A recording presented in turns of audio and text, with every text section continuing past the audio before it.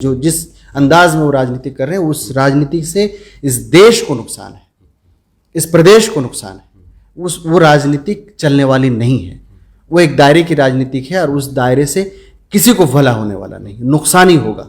और ये कहीं ना कहीं एक प्लांट होता है, मैं तो ये कहूँगा प्लांट होता है, जो कहीं ना कहीं जिस धर्रे में राजनीति चल रही है उसी का एक एक्सटेंशन है कि प्लांटिंग किया जाता है कि इस ढंग से आप राजनीति कीजिए, तो कहीं ना कहीं एक जो भाजपा को फायदा होता है वो साफ दिखता है। नमस्कार, वसीम अख्तर। हम मौजूद हैं द लीडर हिंदी के स्टूडियो में। हमारे साथ एक ख़ास मेहमान तौक़ीर आलम साहब हैं, जो कांग्रेस के राष्ट्रीय सचिव होने के साथ यूपी के सह प्रभारी भी हैं, कांग्रेस का मुस्लिम चेहरा हैं इस बेल्ट में। हम उनसे कांग्रेस की जो भविष्य की राजनीति है उसको लेकर बात करेंगे। साथ में ये भी जानेंगे कि जिस तरह से चुनाव से पहले माहौल बदल रहा है उसमें कांग्रेस किन चीज़ों पर काम कर रही है। तौक़ीर आलम साहब, आपका स्वागत है। बहुत शुक्रिया। मेरा पहला सवाल ये है कि तमाम पार्टियां जो हैं वो अपने अपने तौर पर इस चुनाव को जीतने में लगी हैं। ये चुनाव इसलिए भी काफ़ी महत्वपूर्ण माना जा रहा है कि चुनाव से पहले बहुत सी ऐसी घटनाएं हुई हैं जिनको देखते हुए हम ये कह सकते हैं कि राजनीति में एक बड़ा बदलाव है। पहले इतने बड़ी तादाद में नेताओं पर मुकदमे नहीं होते थे जिस तादाद में अब हो रहे हैं। पहले देखा ही जाता था कि बड़े नेताओं पर इस तरह से कार्रवाइयाँ नहीं की जाती थी। कहीं ना कहीं उनमें ये रहता था कि अगर किसी पार्टी का बड़ा नेता है तो उनके लिए ये था कि इस तरह से निशाना नहीं साधे जाते थे। अभी हम देख रहे हैं कि कांग्रेस हो, समाजवादी पार्टी हो या दूसरे जितने भी विपक्षी दल हो, उन पर कार्रवाइयाँ बड़ी तेज़ी के साथ हो रही हैं। तो क्या लगता है आपको कि ये बहुत बड़ा चेंज है राजनीति में, या फिर ये है कि कोई एक जो सत्ता पक्ष है वो विपक्ष की आवाज़ दबाने के लिए ऐसा कर रहा है? मैं तो ये कहूँगा ये राज गुंडा राज है।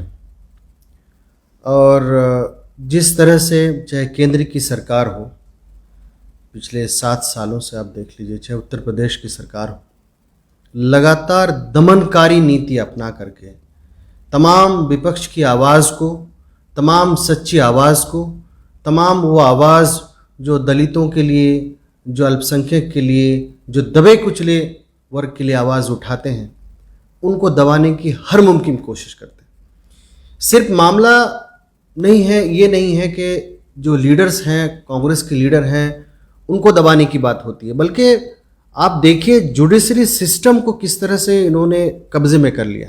इलेक्शन कमीशन कहीं ना कहीं दांव पे है। इलेक्शन कमीशन, जुडिशरी सिस्टम, ये तमाम ऐसी संस्थाएं हैं जिनको कांग्रेस पार्टी ने पूरी तरह से आज़ादी दी थी और पूरी ताकत देने का काम किया था। आज पूरी तरह से कोलैप्स नज़र आती है। तो ये जो बदलाव कह सकते हैं इस नज़रिए से कि जो हिटलर शाही है, जो मनमाना है, जो सिर्फ मेरा ही चलना है, एक आइडियोलॉजी को थोपना है देश पे, एक विचार को ज़बरदस्ती तरीके से थोपना है, सिर्फ चंद पूंजीपतियों की तरफ देश को दिया जा रहा है। तमाम जो संस्थाएं हैं, तमाम चीज़ों को बेची जा रही है बड़े पैमाने पे, रेलवे से लेके हवाई अड्डा से लेके तमाम चीज़ों को। तो ये और चंद मुट्ठी भर लोगों के हाथ में, उनके दोस्त के हाथ में बेची जा रही। तो ये जो तमाम चीज़ें हो रही है, इस नाहिए से आप कहिएगा तो बिल्कुल चेंज है और ये गलत दिशा में जा रही है। लेकिन हम ये मान सकते हैं कि आपकी बात सही हो, लेकिन चुनाव की बात करें हम तो जनता भी देख रही है इन सब चीज़ों को जो आप कह रहे हैं। लेकिन भाजपा जीती, फिर यूपी में जीती, पहले केंद्र में जीती, फिर यूपी में जीती, और फिर दोबारा से वो केंद्र में सत्ता संभाल चुके हैं। उसके बाद भी उपचुनाव हुए हैं, चाहे हम त्रिस्तरीय पंचायत चुनाव की बात करें तो उन्होंने सबसे ज़्यादा जिला पंचायत अध्यक्ष बना लिए हैं। तो क्या ये जनता में ये मैसेज नहीं है कि वो कुछ गलत हो रहा है? उनको तो बार बार जनता भरोसा जता रही है ना। देखिए, इसको लेके कई अलग अलग तरीके से हम इसको समझ सकते हैं, जान भी सकते हैं। एक समय होता है, सबका काल होता है। कई चीज़ें आपने देखा यूपीए के दौर में जो घटनाएं हुई उसको इस अंदाज में पेश किया गया कि कांग्रेस की सरकार ने इन तमाम चीज़ों को किया। जैसे निर्भया का कांड हुआ था, आपको याद होगा, किस तरह से एक प्रोपेगेंडा के तहत, किस तरह से एक सरकार को हम समझ रहे हैं कि हमारी सरकार थी, कहीं ना कहीं एक फेल्योर है, लेकिन जिस अंदाज में उसको पेश किया गया और वो दुनिया ने देखा। 2G का मामला, उसमें देख लीजिए उन तमाम चीज़ों को किस तरह से बाद में बिल्कुल निराधार साबित हुआ। मीडिया ने किस अंदाज में उसको पेश किया, जनता के जहन में और उनके उसमें उस तरह से बसा दिया कि कांग्रेस पार्टी भ्रष्ट है, कांग्रेस पार्टी सब कुछ गलत किया है।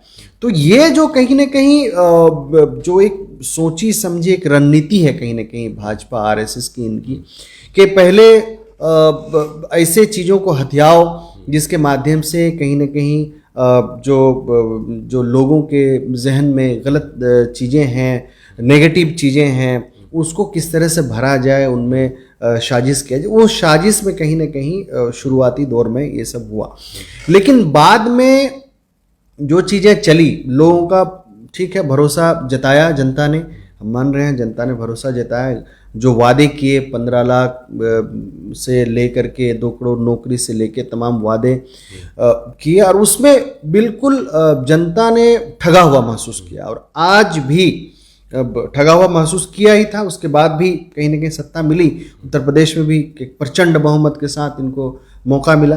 पिछले बार जो यहाँ सत्ता में थे उसकी कहीं ना कहीं बड़े पैमाने पे एंटी इनकम्बेंसी थी, और कहीं ना कहीं हम भी जो भी मामला था गठबंधन हुआ।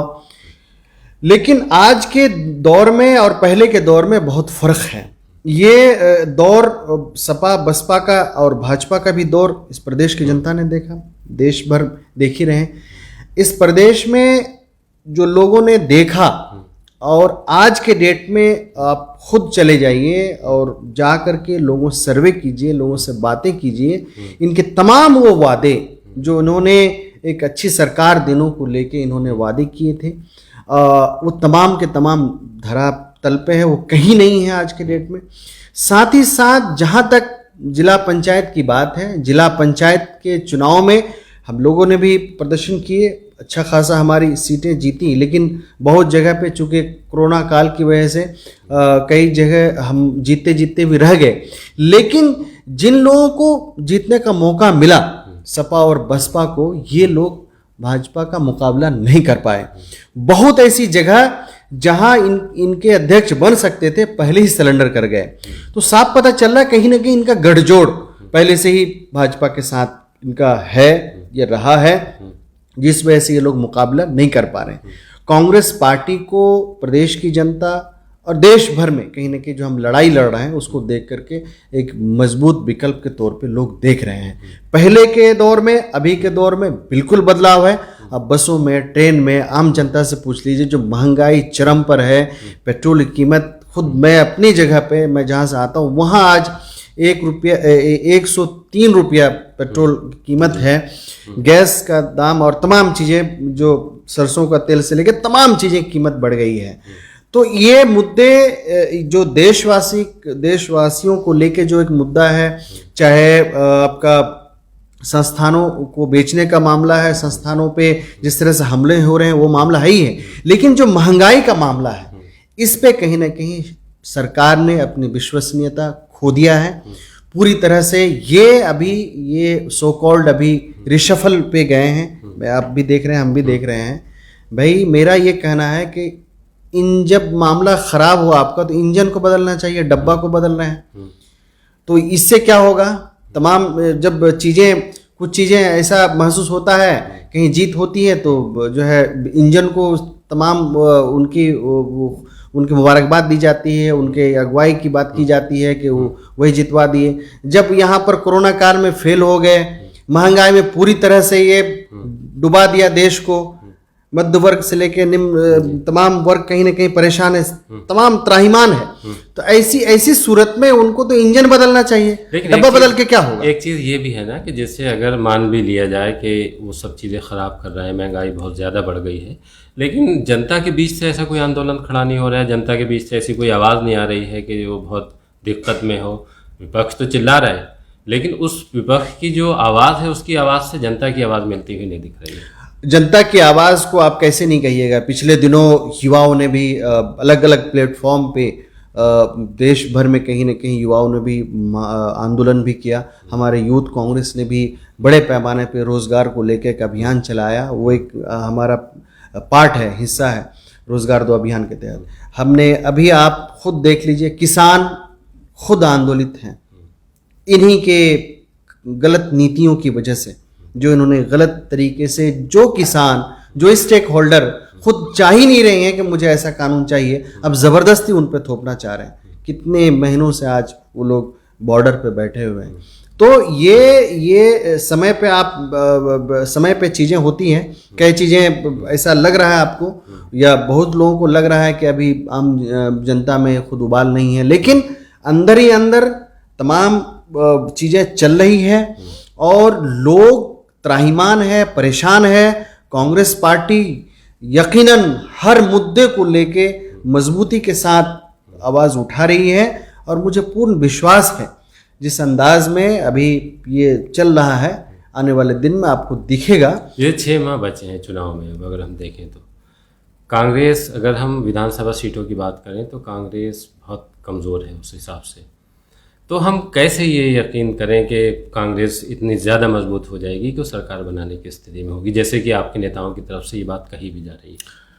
मैं देखिए, कांग्रेस में भले ही हम आज फिर हम दोहरा रहे हैं, भले ही हम गणित के तौर पे या फिर तादाद के तौर पे हम असेंबली में कम हैं, लेकिन हमारा जो गठबंधन है, मैं कहूँगा किसानों से, युवाओं से, महिलाओं से, बेरोजगारों से लगातार हम आवाज़ उठा रहे हैं। श्रीमती प्रियंका गांधी जी जब से प्रभारी बनी हैं, अलग अलग क्षेत्रों में जहाँ जहाँ भी अभी जो है मामला हुआ है, चाहे हाथरस का मामला हुआ हो, तो खुद प्रियंका गांधी जी चल के आई।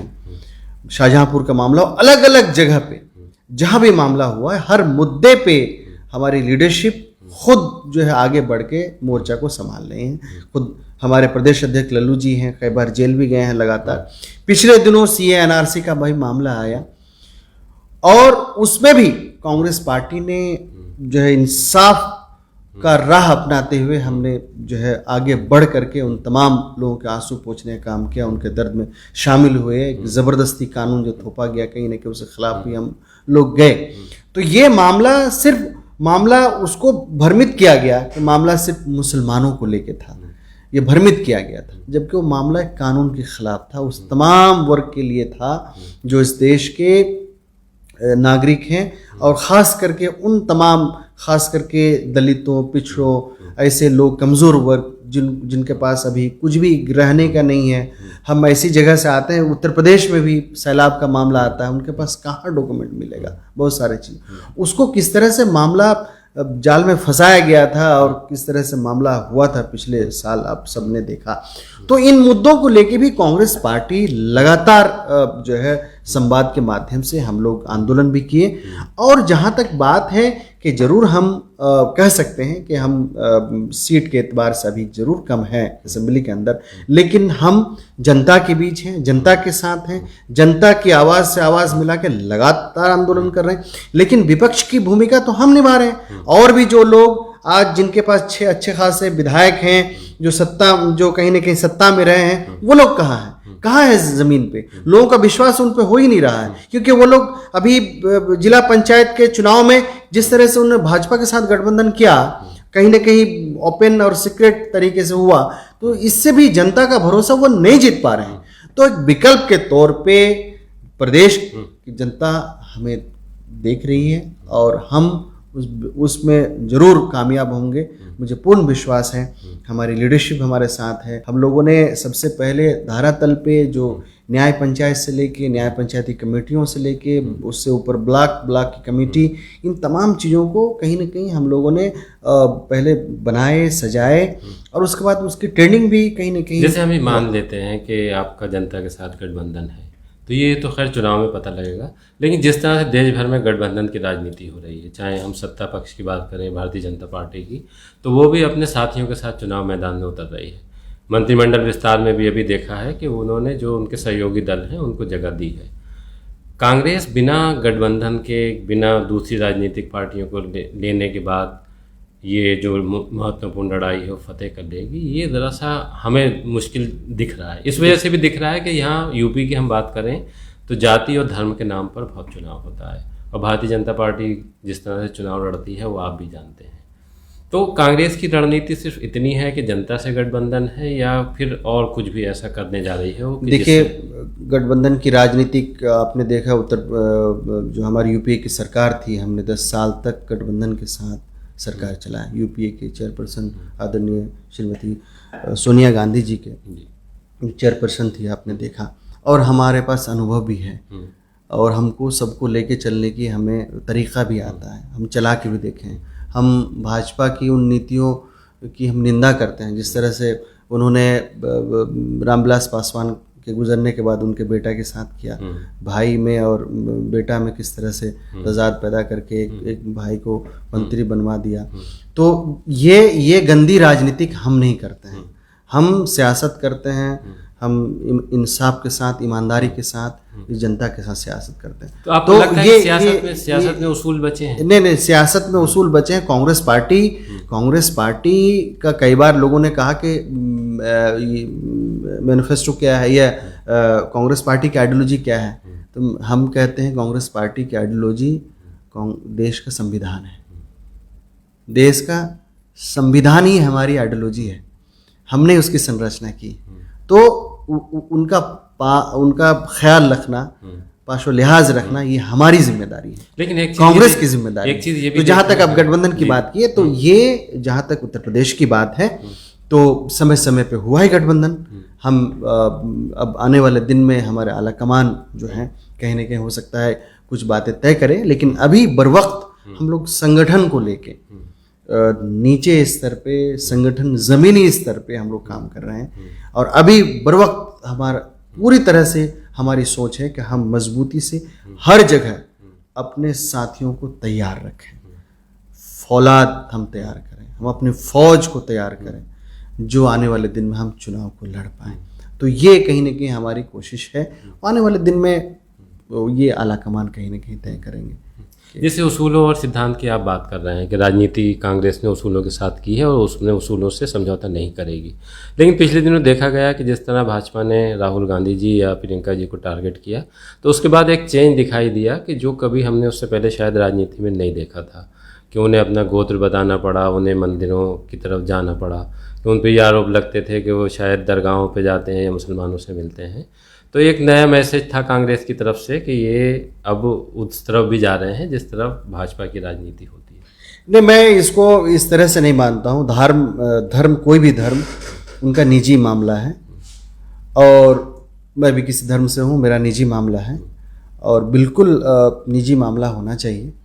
और उस धर्म के एतबार से कोई गिरजाघर जाएगा, कोई मस्जिद जाएंगे, कोई मंदिर जिनको जाना होगा जाएंगे, तो इसमें किसी तरह से डाउट नहीं होना चाहिए, और इसको हमें दिखाने की ज़रूरत नहीं है। हम अगर हैं तो हैं, किसी धर्म के मानने वाले, किसी जात से ताल्लुक़ रखते हैं, तो ये हमारी अपनी एक पहचान है। हमारी पहचान तो भारतीयता है, सबसे बड़ी पहचान, कि हम इस देश के वासी हैं। लेकिन अगर हम किसी मज़हब से, किसी धर्म से ताल्लुक़ रखते हैं, तो इसको इसको बताने की ज़रूरत ही क्या है? हम हैं तो हैं, तो उसको लेके अगर कोई मंदिर गया है, कोई मस्जिद गया है, तो उसको लेके कोई सवाल उठना ही नहीं चाहिए। ये बेतुका सवाल है। अच्छा तौक़ीर रहमान साहब, जैसे हम बात करें तो आप भी कांग्रेस का मुस्लिम चेहरा है, और इस वक्त जब चुनाव आने जा रहा है 6 महीने बाद, तो उसको लेकर मुस्लिम जो राजनीति है वो भी बहुत उबाल पर आ गई है। ओवैसी जो हैदराबाद के सांसद हैं, वो भी यहाँ पे चुनाव लड़ने का ऐलान कर चुके हैं, 100 सीटों पे वो चुनाव लड़ने जा रहे हैं। कुछ और छोटे दलों का भी उन्हें साथ मिल गया है। तो क्या इस तरह की, जैसे क्या मानते हैं कि कुछ वो प्रभाव डाल पाएंगे यहाँ की राजनीति? मैं यूथ की राजनीति करके यहाँ तक आया हूँ, छात्र राजनीति करके और युवा कांग्रेस की राजनीति करके यहाँ आया हूँ। मैं किसी धर्म से हूँ, वो ताल्लुक़ है, जाहिर सी बात है, उससे आप कह सकते हैं। मेरी सोच है कि जो राजनीतिक अभी अलग अलग पैमाने पे, अलग अलग जात धर्म के नाम पे जो राजनीतिक हो रही है, इस देश के, अगर आप सच्चाई पे जाएं, इस देश के अल्पसंख्यक मुस्लिम तबकों ने कभी भी मुसलमान को उस ढंग से कभी लीडरशिप नहीं बनाया, कभी लीडरशिप माना ही नहीं। अच्छा, अपना लीडर नहीं माना। हाँ, उस ढंग से जिस अंदाज में आप बता रहे हैं, कभी एक ज़माने में कभी लालू प्रसाद यादव जी को माना, कभी मुलायम सिंह जी को मान लिया। ज़माना था, ये सच्चाई है, मानना पड़ेगा।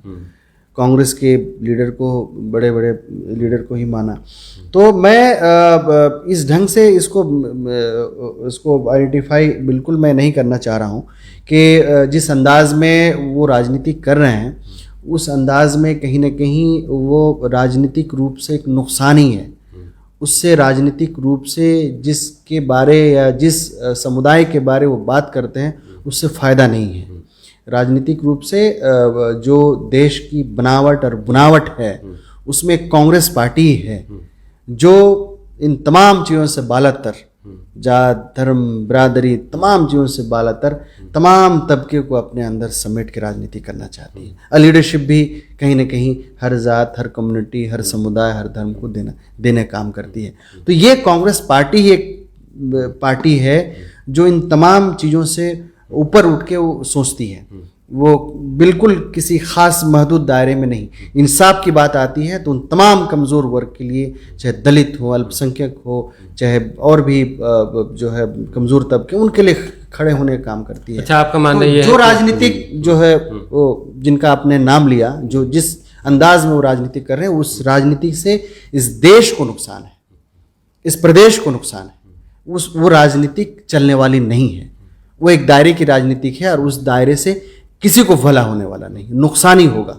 और ये कहीं ना कहीं एक प्लांट होता है, मैं तो ये कहूँगा प्लांट होता है, जो कहीं ना कहीं जिस धर्रे में राजनीतिक चल रही है उसी का एक एक्सटेंशन है कि प्लांटिंग किया जाता है कि इस ढंग से आप राजनीति कीजिए तो कहीं ना कहीं एक जो भाजपा को फायदा होता है वो साफ दिखता है।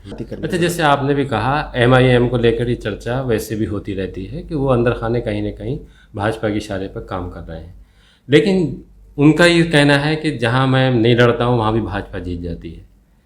कि मुझ पर ये इल्ज़ाम बहुत सी पार्टियां लगाती हैं कि मैं जब लड़ता हूं तो भाजपा को फ़ायदा हो जाता है, मैं जहां नहीं लड़ता वहां भी तो भाजपा जीत जाती है। अब मैं उसको उस पे हम पे मुझे नहीं लगता है कि मुझे उस पर ज़्यादा तबसरा करने की ज़रूरत है। ये वो अच्छा बता पाएंगे और जनता कहीं ना कहीं राय दे रही है तो कुछ ना कुछ सच्चाई है, सच्चाई है। आम जनता, आम आवाम से पूछिए, जो पढ़े लिखे लोग हैं उनसे पूछिए, बुद्धिजीवी हैं उनसे पूछिए, जो भी मुस्लिम तबके की बात करते हैं उसको कंडेम्ड करते हैं कि हाँ, तो मुझे उसी पे है, उन पे ज़्यादा मुझे नहीं लगता है कि बहुत ज़्यादा बहस करने की ज़रूरत है। और अभी पश्चिम बंगाल में भी देखा गया क्या हश्र हुआ। ठीक है, बिहार के चुनाव में कहीं ना कहीं सीमांचल में जो कहीं ना कहीं मौका दिया, लेकिन आज क्या हो रहा है, जो एक जिस तरह से ख्वाब दिखाया गया था कि कुछ अलग ढंग से करेंगे, क्या हो रहा है। तो वही विधायक हैं, एक जहां वो विधायक जीते हुए थे इससे पहले एक उपचुनाव में, उसको हरा के हम कांग्रेस वहां जीते हैं। तो सवाल ये है कि ख्वाब आप दिखा दीजिए, बड़ी बड़ी बातें कर लीजिए लच्छेदार, और इमोशनली ब्लैकमेल कर लीजिए और उन तमाम चीज़ों को कॉन्स्टिट्यूशन का हवाला दे करके गुमराह कर लीजिए, लेकिन सच्चाई यही है कि देश में संजीदगी के साथ राजनीति चलेगी। ये हवाई, ये फिर सिर्फ तोलेबाजी और बड़ी बड़ी बात करके और इमोशनल करके लोगों को ये राजनीतिक टिकाव नहीं है, देरपा नहीं। जैसे तौकीर आलम साहब, कांग्रेस का हमने अभी भी देखा है कि वो युवाओं को अब आगे ला रही है, जिम्मेदारियां दी जा रही हैं, जैसे आप भी कांग्रेस का युवा चेहरा हैं। तो जब आप जनता के बीच जा रहे हैं, जो आपकी युवा हैं, उनसे कैसा रेस्पॉन्स मिल रहा है कांग्रेस की? जाहिर सी बात है, मैं छात्र जीवन से राजनीति कर रहा हूँ, तो मैं जहाँ भी जाता हूँ तो सबसे पहले मुझे युवा घेरते हैं, जो NSY से, यूथ कांग्रेस से, और वैसे ही आम युवा जो छात्र के दौरान एक्टिविस्ट के रूप में उभर के आए हैं, काम कर रहे हैं। तमाम देश भर के वो लोग हमसे कम्युनिकेट कर रहे हैं, बातें कर रहे हैं और राजनीतिक में आना चाहते हैं, अलग अलग समुदाय के, अलग अलग कम्युनिटी के, क्योंकि युवा की भी एक अलग समुदाय है, वो किसी जात से मतलब नहीं है, एक वर्ग है युवा। तो उस नाहिए से भी एक देश भर के एक बड़े बड़े लोग, कहीं कहीं जो एक्टिविस्ट हैं, मैं बड़ा इसलिए कह रहा हूँ, जो छात्र जीवन से एक्टिव पॉलिटिक्स कर रहे हैं, सामाजिक सार्वजनिक जीवन जी रहे हैं, वैसे लोग कहीं ना कहीं फ़ोन आ रहा है और उनका काफ़ी मुझे प्यार मिल रहा है, समर्थन मिल रहा है, और इससे एक सकारात्मक राजनीति की शुरुआत भी हो रही है कहीं ना कहीं, कि सिर्फ किसी के परिवार को देख के या फिर बड़े घराना को देख के या फिर किसी इलाके को देख के सिर्फ किसी को मौका दिया जाता है, तो वैसी बात नहीं है कांग्रेस पार्टी में। कांग्रेस पार्टी में जो लोग भी मेहनत कर रहे हैं अपने दम पे, अपनी आइडिया के, मतलब जो कांग्रेस पार्टी की सोच है, विचार है, उसको लेकर के और लगातार कहीं ना कहीं जो मेहनत करते हैं उनको पार्टी मौका देती है। ये एक सकारात्मक चीज़ें, और नई लीडरशिप जो युवाओं में इतने बड़े पैमाने पे मौका दिया जा रहा है, तो इससे एक सकारात्मक राजनीति की शुरुआत होती है, और ये कांग्रेस की परंपरा है। अच्छा, चुनाव में अब बहुत कम वक्त बचा है। विपक्षी पार्टियों की तरफ से ये सवाल शायद जब आप चुनाव में जाएंगे तो होगा भी कि आपका चेहरा कौन होगा यूपी में। देखिए, उत्तर प्रदेश में भी आदरणीय श्रीमती प्रियंका गांधी जी इंचार्ज हैं, और इंचार्ज के रूप में वो चेहरा भी हैं, और इंचार्ज के रूप में वो तमाम चीज़ों को, जो एक्टिविटीज़ हैं, जो आंदोलन हैं, जो रूपरेखा तैयार हो रहे हैं, कहीं ना कहीं उनके नेतृत्व में ये तमाम चीज़ें हो रही हैं। तो जहाँ तक चेहरे की बात है, जो आप कहना चाहते हैं मुख्यमंत्री के रूप में या अलग अलग उसके रूप में, वो आने वाले दिन में उस तमाम चीज़ें तय होंगी, लेकिन उन्हीं के देखरेख में, उनकी अगुवाई में, उनके रहनुमाई में तमाम चीज़ें कहीं ना कहीं हम लोग मजबूती से काम करें। शुक्रिया आपका बहुत बहुत। ये थे तौकीर आलम साहब, जिन्होंने हमारे सवालों के बहुत साफगोई से जवाब दिए हैं। वो युवा चेहरा हैं और बहुत उम्मीदें हैं उनसे कांग्रेस को, और वो जिस तरह से मेहनत कर रहे हैं उसका इस बेल्ट में असर भी दिखाई दे रहा है। धन्यवाद।